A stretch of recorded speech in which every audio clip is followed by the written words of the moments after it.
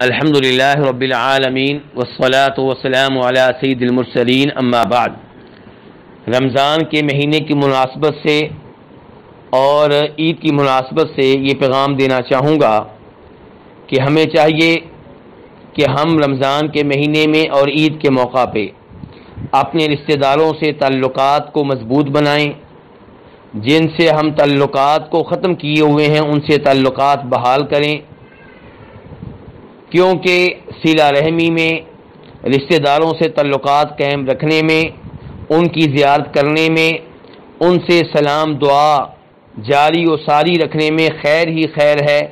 اللہ رب العزت کی طرف سے برکتیں نازل ہوتی ہیں۔ چنانچہ نبی صلی اللہ علیہ وسلم اس حدیث میں فرماتے ہیں جسے امام بخاری روایت کرتے ہیں کہ جو یہ چاہتا ہے کہ اس کے رزق میں وسعت اور کشادگی ہو اور اس کی عمر میں برکت ہو، اسے چاہیے کہ صلہ رحمی کرے، یعنی کہ اپنے رشتہ داروں سے تعلقات قائم کرے، ان سے تعلقات مضبوط بنائے۔ اس کے برعکس رشتہ داروں سے تعلقات توڑ لینے، ختم کر لینے، یہ نہایت خطرناک ہے۔ نبی صلی اللہ علیہ وسلم ارشاد فرماتے ہیں، رشتہ داروں سے تعلقات توڑنے والا جنت میں داخل نہیں ہوگا۔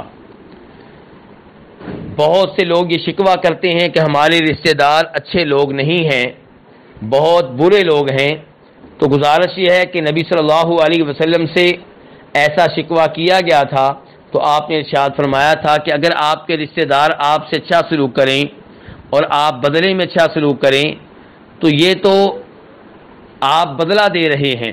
صلہ رحمی یہی ہے کہ آپ کے رشتہ دار آپ سے برا سلوک کریں، آپ صبر کریں اور آپ ان سے اچھا سلوک کریں۔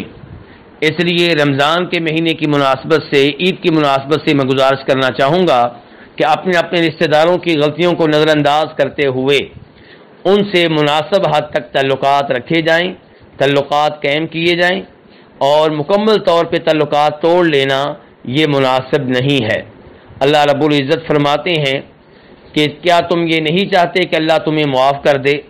یعنی کہ اگر تم یہ چاہتے ہو کہ اللہ تمہیں معاف کر دے تو تمہیں چاہیے کہ تم بھی ان لوگوں کو معاف کر دیا کرو جو تمہارے اوپر زیادتی کر بیٹھیں۔